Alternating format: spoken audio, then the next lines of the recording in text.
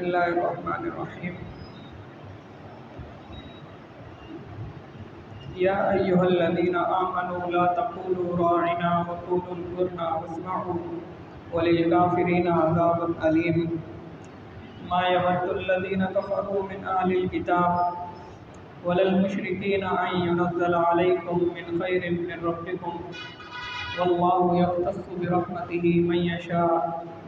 واللہ ذو الفضل العظیم۔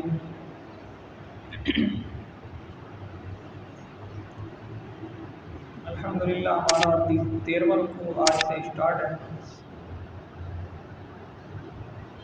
کچھ باتیں گزشتہ درس کے حوالے سے کرنی ہیں۔ جو گزشتہ درس میں نے کیا تھا اس میں جادو کے متعلق باتیں ہوئی تھی کچھ، کیونکہ قرآن کریم کی اس آیت کے اندر واتبعوا ما تتلو الشیاطین کے اندر اللہ سبحانہ و تعالیٰ نے جادو کے متعلق ذکر فرمایا۔ تو جادو تین چیزیں ہیں، ایک ہے جادو، ایک ہے دم وغیرہ کرنا، جھاڑ پھونک جس کو کہتے ہیں، اور ایک ہے تعویذ وغیرہ۔ اب ان کی شرعاً کیا حیثیت ہے تو اس کے متعلق چند ایک باتیں ہیں۔ علماء مفسرین جادو کے متعلق تو فرماتے ہیں کہ جادو جو ہے وہ دو طرح کا ہوتا ہے۔ ایک وہ جادو ہوتا ہے کہ جو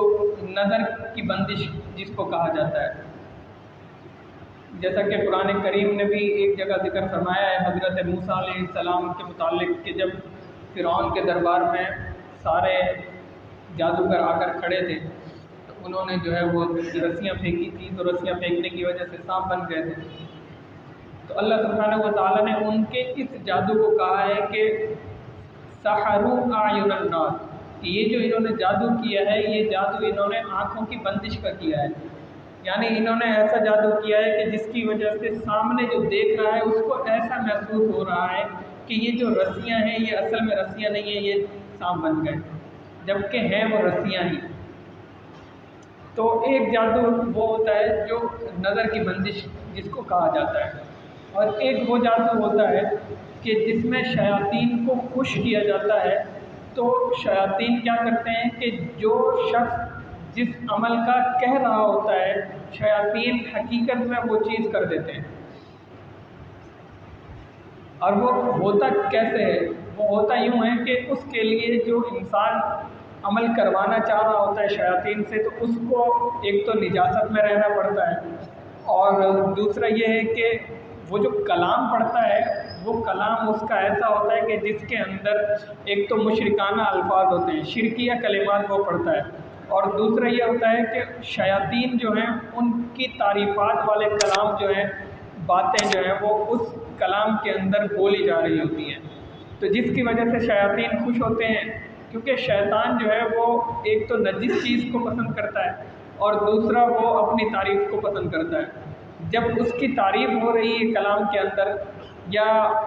خود وہ شخص جو کلام پڑھ رہا ہے وہ نجاست میں زیادہ تر رہتا ہے، ناپاک زیادہ تر رہتا ہے، یا وہ اس طرح سے کرتا ہے کہ قرآن کریم کو الٹا پڑھتا ہے یا الٹا لکھتا ہے، تو اس کی وجہ سے شیطان جو ہے وہ خوش ہوتا ہے۔ پھر جب شیطان خوش ہوتا ہے تو وہ یہ کہتا ہے کہ اب تم نے جو مجھ سے کام لینا ہے وہ مجھ سے کام لو، میں تمہارا وہ کام کر دوں گا۔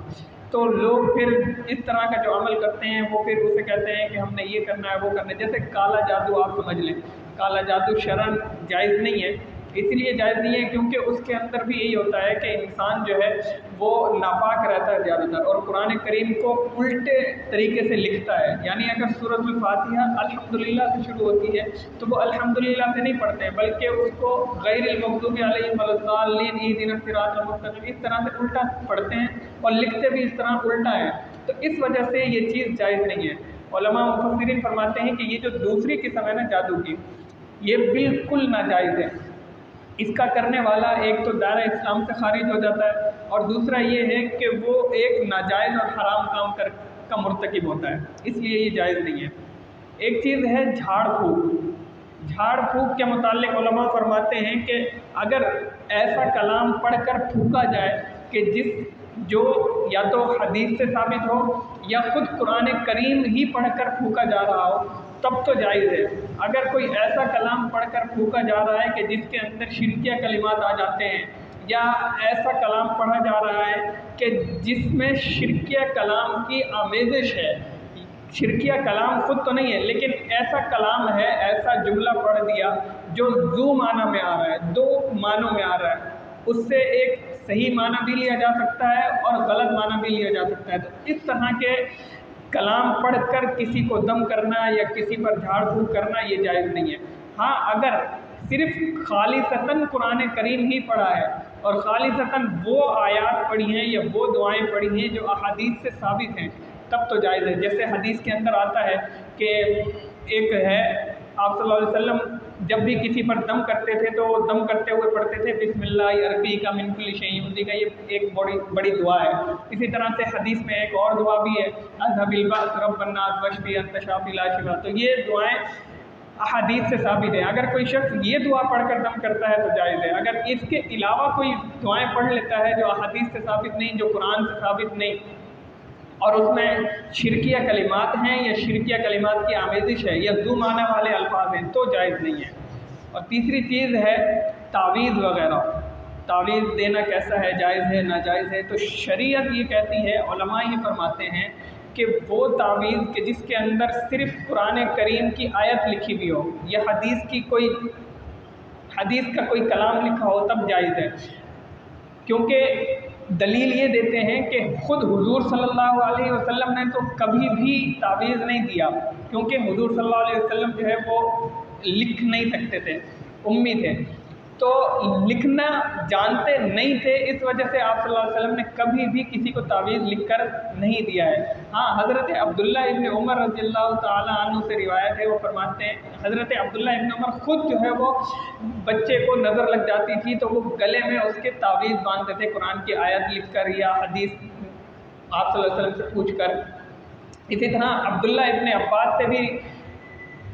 آتا ہے کہ حضرت عبداللہ ابن عباس بھی حاملہ عورت کو تعویذ لکھ کر دیا کرتے تھے تو وہ اپنے پیٹ پر باندھا کرتی تھی۔ تو تعویذ جو ہے اگر وہی بات کہ قرآن کریم کے الفاظ ہیں یا حدیث کے الفاظ ہیں تب تو جائز ہے، اگر اس میں بھی شرکیہ کلام آ جاتا ہے یا شرکیہ کلام کی آمیزش آ جاتی ہے تو وہ تعویذ اس طرح کے بھی ناجائز ہیں، اور اس طرح کے تعویذ دینا وہ بھی ناجائز، دینے والا بھی گناہ کا مرتکب ہو رہا ہے اور جو لے رہا ہے اور اس پر اس نے یقین کر لیا ہے تو اس کے اس یقین کرنے کو بھی اللہ سبحانہ و تعالیٰ کے نبی فرماتے ہیں کہ یہ اس نے ایک گناہ کا کام کر دیا، اور یہ چھوٹا موٹا گناہ نہیں بلکہ عظیم گناہ کر دیا۔ جیسے ہم دیکھتے ہیں کہ لوگ جو ہے وہ دھاگے باندھ کے گھوم رہے ہوتے ہیں، پیروں میں دھاگے باندھے ہوتے ہیں، ہاتھوں پہ دھاگے باندھے ہوتے ہیں، یا ویسے ہی گلے میں انہوں نے دھاگے باندھے ہوتے ہیں کالے پیلے نیلے کلر کے، تو یہ ساری چیز علماء فرماتے ہیں یہ جائز نہیں ہے۔ اگر آپ نے ذرا سا بھی یہ کر دیا نا کہ میں نے یہ دھاگا اس لیے پہنا ہے کہ اس کی وجہ سے میرا یہ کام ہو جائے گا، تو آپ دائرہ اسلام سے خارج ہو گئے، کیونکہ آپ نے اس دھاگے پر سب کچھ کر دیا، اس دھاگے کو اپنا سب کچھ مان لیا، اللہ کو چھوڑ دیا ہے۔ اسی طرح سے پتھر ہے، انگوٹھی کا جو پتھر پہنا جاتا ہے اس پر بھی لوگ جو ہے وہ اپنے آپ کو فوکس رکھتے ہیں کہ نہیں یہ جو میں نے پتھر پہن لیا ہے نا اب میری زندگی بہت آسانی سے گزرے گی، مجھے کوئی تکلیف غم پریشانی نہیں ہوگی۔ اگر اس طرح سے بھی اس نے اس پتھر پر یقین کر لیا اور پتھر پر یقین کرتے ہوئے وہ پتھر پہن لیا تو علماء فرماتے ہیں یہ بھی شخص اگر اس پر یقین کر کے پہن رہا ہے تو یہ بھی اسلام سے خارج ہو گیا ہے۔ تو یہ چند ایک باتیں تھیں جو پچھلے درس کی تھیں جو مجھے کرنی تھی۔ اللہ ہم سب کو جو ہے شریعت کے مطابق زندگی گزارنے کی توفیق عطا فرمائے۔ پہلے ترجمہ کر لیتے ہیں پھر انشاءاللہ مختصر تفسیر کرتے ہیں۔ یا ایھا الذین آمنوا، یا کا معنی ہوتا ہے اے، یا حروف ندا کہلاتی ہے، جیسے کسی کو بلانا ہو یا زید یا حارث، اے زید اے حارث، تو یا حروف ندا ہوتی ہے۔ یا ایھا الذین، ایھا کا معنی ہوتا ہے ارے او، جیسے ہم کسی سے بات کر رہے ہوتے ہیں نا تو وہ بات سن نہیں رہا ہوتا تو اس کو پھر ایک دم دوبارہ جھنجھوڑ کر بولتے ہیں ارے او تم سے بات کر رہا ہوں، تو ارے او یہ جملہ کیا ہے ایو، جیسے قل یا ایھا الکافرون ہے تو قل یا ایھا الکافرون میں بھی اللہ یہی فرما رہے ہیں کہ اے نبی ان سے کہہ دیجیے، کیا کہہ دیجیے؟ یا ایھا الکافرون، اے کافرو، ارے او تم سنتے نہیں ہو، سمجھتے نہیں ہو، کیونکہ وہ معاہدہ بار بار کرنا چاہ رہے تھے کہ آپ ہم سے معاہدہ کریں، آپ ہماری بات سنیں، آپ ہماری بات مانیں، آپ ہمارے معبود کی عبادت کریں۔ تو اللہ سبحانہ و تعالیٰ نے فرمایا کہ ارے او تم سنتے نہیں ہو، سمجھتے نہیں ہو، نہیں عبادت کرتے تمہاری۔ تو یہاں پہ بھی اللہ یہ فرمانے یا ایھا الذین، اے ایمان والو، تمہیں بار بار بتایا جا رہا ہے، سمجھایا جا رہا ہے، تم بات سمجھ نہیں رہے، تمہیں پتہ نہیں چل رہا۔ یا ایھا الذین، ارے او سنو اے مومنو، لا تقولوا راعنا، راعنا مت کہا کرو، وقولوا انظرنا، کہا کرو انظرنا، واسمعوا، اور سنا کرو غور سے، وللکافرین عذاب علیم، اور کافرین جو کافر ہیں ان کے لیے عذاب علیم، علیم کہتے ہیں دردناک کو، وحشتناک کو، دردناک عذاب ہے۔ ما یود الذین کفروا، ما کا معنی ہوتا ہے نہیں، ما بمعنی جو کے بھی آتا ہے، اور ما بمعنی نفی کے بھی آتا ہے۔ یہاں پہ لفظ ما جو ہے وہ نفی کے معنی میں آیا ہوا ہے کہ نہیں، یودو چاہتے، کون؟ الذین کفروا، جنہوں نے کفر کیا۔ اب وہ کافر کون کون ہیں؟ من اہل الکتابی، چاہے وہ کافر اہل کتاب میں سے ہوں، وللمشرکین، چاہے وہ کافر مشرکین میں سے ہوں۔ کیا نہیں چاہتے؟ ان ینزل، ان کا معنی ہوتا ہے کہ، ان کا معنی ہوتا ہے کہ، ینزل کے نازل کیا جائے، علیکم تم پر، من خیر کوئی بھی بہتر چیز، من خیر، خیر کہتے ہیں بہتر کو، بہتر میں سے، من ربکم تمہارے رب کی طرف سے، واللہ یختص، اللہ خاص فرماتے ہیں، برحمتہ اپنی رحمت کو، من یشاء جس پر چاہتے ہیں، واللہ ذو الفضل العظیم، اور اللہ ذو کا معنی ہوتا ہے والا، اور فضل فضیلت سے ہے، عظیم کا معنی ہوتا ہے بڑا، واللہ ذو الفضل العظیم، اور اللہ جو ہیں بڑے فضل والے ہیں۔ یا ایھا الذین آمنوا لا تقولوا راعنا، یہ جو راعنا ہے اس کے پیچھے ایک چھوٹا سا واقعہ ہے، چھوٹی سی بات ہے، وہ میں عرض کر دیتا ہوں تاکہ بات سمجھ میں آئے۔ بات یہ ہے کہ یہ جو راعنا ہے عربی زبان کے اندر اس کا معنی آتا ہے رعایت کیجیے، رعایت کیجیے، لیکن اسی راعنا کا معنی عبرانی زبان میں اگر لیا جائے تو اس کا معنی آتا ہے گالم گلوچ کے، کہ گالی دینا، کسی کو حقیر سمجھنا، بیکار سمجھنا۔ اہل یہود جو تھے وہ اہل یہود کیونکہ تورات کو پڑھتے تھے، تورات کو سمجھتے تھے، تو تورات جو تھی وہ عبرانی زبان میں تھی۔ عبرانی زبان میں ہونے کی وجہ سے جب وہ آپ صلی اللہ علیہ وسلم کو مخاطب کر کے کوئی بات پوچھتے تھے یا کوئی بات کہتے تھے تو وہ راعنا عبرانی زبان کے حوالے سے کہتے تھے، وہ عربی زبان کے حوالے سے نہیں کہتے تھے۔ وہ ان کے دل دماغ کے اندر یہ ہوتا تھا کہ ہم جب آپ صلی اللہ علیہ وسلم سے ہم کلام ہوں گے تو ہم ان کو عبرانی زبان کے اعتبار سے راعنا کہیں گے، یعنی ہم اپنے دل سے ان کو، توبہ نعوذ باللہ اعوذ باللہ، کہ ہم ان کو حقیر اور بیکار سمجھ رہے ہوں گے،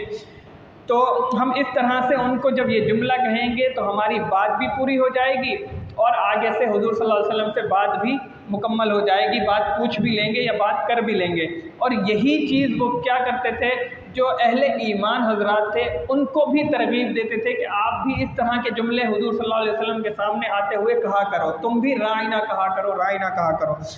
ان کو کہا جاتا تھا کہ دیکھو راعنا کا معنی ہے رعایت کیجیے، اور خود کیا کہتے تھے کہ راعنا کا معنی وہی عبرانی زبان والا مطلب لیتے تھے۔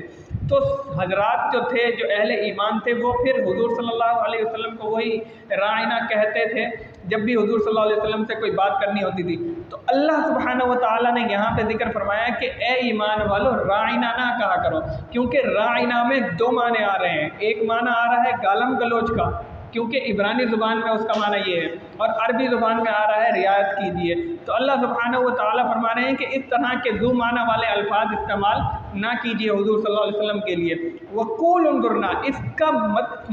اس کا مقابل اور بھی تو لفظ ہے،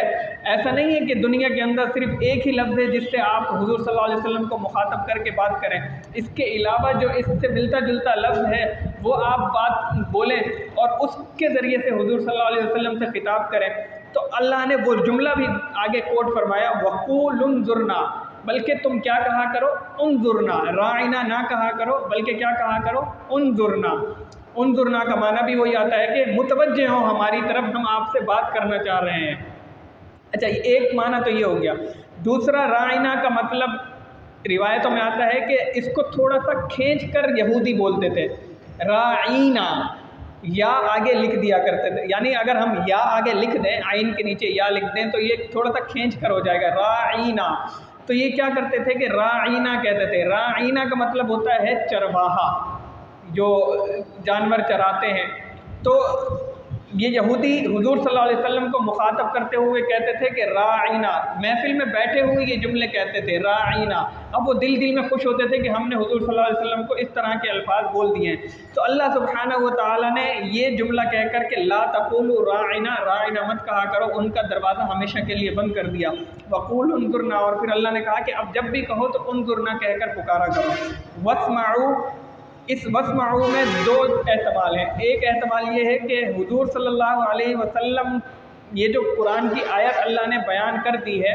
اس آیت کو غور سے سنو اور اسی پر ہی عمل کرو۔ راعینا مت کہنا، انظرنا کہنا، یہ بات تم کان کھول کر سن لو اور اپنے دل دماغ میں بٹھا لو۔ ایک احتمال تو یہ ہے۔ دوسرا احتمال یہ ہے کہ اللہ سبحانہ و تعالیٰ کے نبی نے جو باتیں تمہیں بتا دی ہیں، جو بھی احکامات تمہیں دے دیے ہیں، ان احکامات کو غور سے سنو اور ان کے مطابق اپنی زندگی کو گزارو۔ وَلِلْكَافِرِينَ عَذَابٌ عَلِيمٌ، اور کافروں کے لیے دردناک عذاب ہے جو اس طرح کے ہٹ گھنٹے استعمال کرتے ہیں، ذو معنی الفاظ استعمال کرتے ہیں، ان کے لیے اللہ کیا فرما رہے ہیں؟ عذاب علیم، دردناک عذاب ہے۔ اس آیت کے اندر مجھے اور آپ کو بھی ایک سبق ملتا ہے۔ وہ سبق کیا ملتا ہے؟ بہت ہی سمپل سا سبق ہے کہ ہم اگر کسی سے بھی بات کر رہے ہوں تو اس کے سامنے ایسا جملہ یا ایسا لفظ نہ بولیں کہ جس کے دو معنی نکلتے ہوں۔ کہیں ایسا نہ ہو کہ وہ کوئی اور معنی سمجھ رہا ہو اور ہمارے دل دماغ کے اندر کوئی اور معنی ہو، اور پتہ لگے کہ وہ جو سمجھ رہا تھا وہ ہم نہیں کہہ رہے تھے اور ہم جو کہہ رہے تھے وہ نہیں سمجھ رہا تھا۔ تو اس طرح کے الفاظ بھی علماء فرماتے ہیں، مفسرین فرماتے ہیں کہ یہ آیات ہمیں سمجھاتی ہے کہ اس طرح کے ذو معنی الفاظ بھی استعمال نہ کیے جائیں گفتگو کے دوران۔ اگلی آیت ہے ما یود الذین کفروا من اہل الکتاب۔ اس آیت کا خلاصہ یہ ہے کہ اہل یہود جو تھے وہ صحابہ کرام اور اہل ایمان کو ستاتے تھے، پریشان کرتے تھے، اور ان کا یہ پریشان کرنا، یہ ستانا ایک وجہ سے تھا، اور وہ وجہ پہلے بھی بیان کی جا چکی ہے۔ وہ وجہ کیا تھی کہ آپ صلی اللہ علیہ وسلم پر جو اللہ نے وحی نازل فرمائی ہے، وہ وحی اللہ سبحانہ و تعالیٰ نے حضرت جبریل امین کے ذریعے سے نازل فرمائی، لیکن ان کا یہ کہنا تھا کہ بنو اسماعیل سے کیوں حضور صلی اللہ علیہ وسلم آئے، جبکہ بنو اسماعیل سے کوئی ایک نبی بھی نہیں آئے سوائے حضور صلی اللہ علیہ وسلم کے۔ جتنے انبیاء آئے وہ سارے کے سارے انبیاء بنی اسرائیل میں سے آئے۔ ان کو یہ ایک قسم کا حسد تھا، بغض تھا کہ حضور صلی اللہ علیہ وسلم جو سب سے آخری پیغمبر جنہوں نے آنا تھا، جس کا ذکر تورات میں ہے، زبور میں، انجیل میں ہے، تو وہ بنی اسرائیل سے کیوں نہیں آئے، وہ بنی اسماعیل سے کیوں آ گئے۔ اس وجہ سے وہ کیا کرتے تھے، صحابہ کرام کو، اہل ایمان حضرات کو وہ تکلیف دیتے تھے، پریشان کرتے تھے۔ تو اللہ نے اس کا جواب بھی دیا اور ان کا دفاع بھی کیا ہے۔ لوگ کہتے ہیں نا کہ صحابہ کا دفاع کیوں کرتے ہو، صحابہ کا دفاع کیوں کرتے ہو؟ قرآن خود صحابہ کا دفاع کر رہا ہے، ہم نہیں کر رہے ہیں۔ قرآن کہتا ہے ما یود الذین کفروا من اہل الکتاب ولا المشرکین، نہیں چاہتے تھے کافر لوگ، کون کافر؟ چاہے وہ کافر اہل کتاب میں سے تھے یعنی اہل یہود، ولا المشرکین، یا جو یہود تو تھے لیکن وہ اہل کتاب نہیں تھے بلکہ وہ مشرک تھے، وہ شرک کرتے تھے، بتوں کی پوجا کرتے تھے، چاہے وہ مشرک کافر، وہ نہیں چاہتے تھے اس بات کو کہ يُنَزَّلَ عَلَيْكُم مِّن خَيْرٍ مِّن رَبِّكُم، کہ آپ کے رب کی طرف سے کوئی خیر، یعنی اللہ کی طرف سے وحی کے ذریعے جو قرآن اتارا جا رہا ہے، یہ وحی نہ آئے، نہ نازل کی جائے تم پر، یعنی حضور صلی اللہ علیہ وسلم پر وحی نازل نہ کی جائے۔ یہ کون چاہتے تھے؟ اہل یہود، جو مشرک تھے یا اہل کتاب تھے، کیونکہ وہ کافر تھے، حضور صلی اللہ علیہ وسلم کو نہیں مانتے تھے، تو وہ یہ چاہتے تھے کہ اب کوئی بھی وحی آپ صلی اللہ علیہ وسلم پر بھی نازل نہ کی جائے۔ تو اللہ آگے فرما رہے ہیں واللہ یختص برحمتہ من یشاء، یہ اللہ کا خاصہ ہے اور اللہ جس پر چاہتے ہیں اپنی خاص رحمت عطا فرما دیتے ہیں۔ اور اللہ نے بنی اسماعیل سے اپنی خاص رحمت حضور صلی اللہ علیہ وسلم کو عطا فرما دیا اور ان پر قرآن کریم کو نازل فرما دیا، تو یہ اللہ کی عطا ہے، اس میں کسی اور کی کوئی گنجائش نہیں، کسی کا کوئی عمل دخل اس میں نہیں ہے، اللہ سے کوئی پوچھنے والا بھی نہیں۔ کیوں؟ واللہ ذو الفضل العظیم، کیونکہ اللہ کون ہے؟ بڑی فضیلت والے ہیں، کوئی چھوٹے موٹے نہیں ہیں، اللہ بڑی فضیلت والے ہیں، وہ جب جسے چاہتے ہیں جو دینا چاہتے ہیں وہ اسے عطا فرما دیتے ہیں، کوئی اس کے سامنے چوں چرا نہیں کر سکتا۔ اگلی آیت ما ننسخ من آیت او ننسیہا، اس آیت کے اندر جو ہے ایک پس منظر ہے، بات لمبی ہو جائے گی تو آج یہیں تک مختص کرتے ہیں، ختم کرتے ہیں، پھر انشاءاللہ اگلے درس میں جو ہے وہ اس آیت کو پڑھیں گے اور اگلی آیتیں بھی پڑھیں گے۔ اللہ تعالیٰ سے دعا ہے کہ اللہ ہمیں سمجھ کر